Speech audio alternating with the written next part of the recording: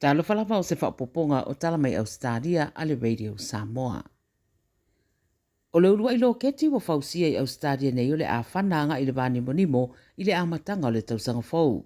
Whai mai le ABC o le company le Gilmore Space o mai ona whaatino o latu tāpenanga mulimuli i le alo keti o whaingo Eris po fua e whana ia mati au whaatari aini si vaenga e ao ona io ina mua mua.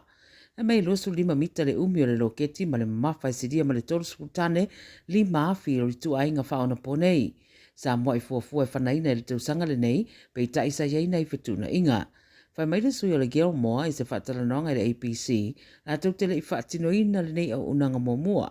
I se asia singa le palemi o Ausetalia Anthony Albanese, i le nofuanga na fausia i le loketi se teimere i mamawatu, na ia ta ua i le poloketi le nei, o se tala fia tele ma le manu malo mo Ausetalia, o le urua i loketi ua fausia mai iona lava lau whanua.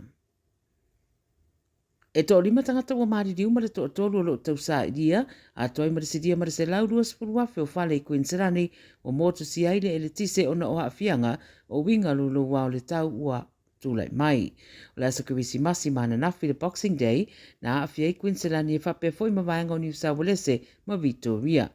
I Queensland lava ia wali putia iwa tausanga o le teni tite taltonwina wa malemo ina ua fiwa tausa idia mai Rochdale South i le asana nafi. E o mai le solo o whaia pia sa ininga e na mawafo i le isi whaitua Jimby le tino mariwa se tamaita i whase puru tausanga na ta whea ane le taimi o ta whenga. Sa idia pia fo i le leo le isi tina e whasu rono tausanga pe mai na ta whea ane fo i lata i Kedbridge i le awaunia na nafi. O le vaana sa e Moreton Bay lata i Brisbane le e whapea na mariwa i fo i le isi tangata i le aso nafi lava e to o lua lo sa idia pia. O la au na to ulu na mariwa i se tina mai le Gold Coast i le aso Kiwisimasi ma se ri na mariwa mai fo i Victoria i le aso na nafi. I New South Wales si dia male afe lua se lau se furufitu wala au, mo fiso soani na wha o atu le ofisa le SES, o no lo longa e meise mea wha na ngaina mai storms, whai titiri mawila. O wa ia fo i le pito ulu o le aisa i isi pito nuu.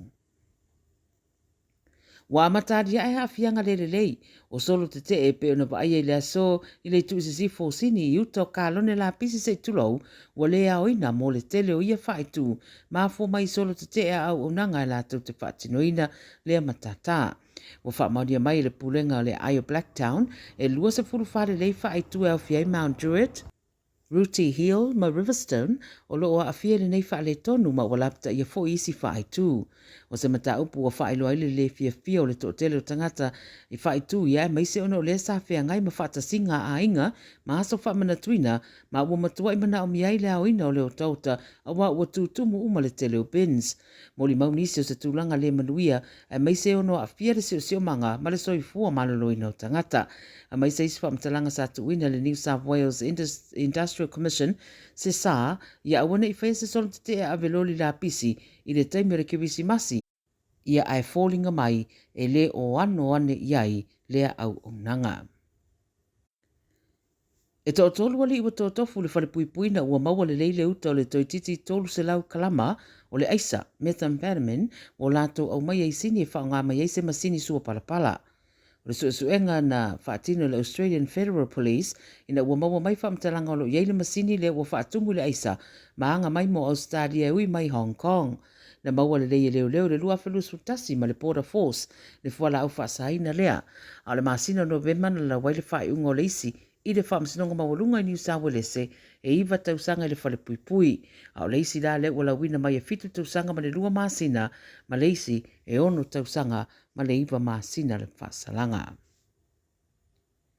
Tala muli,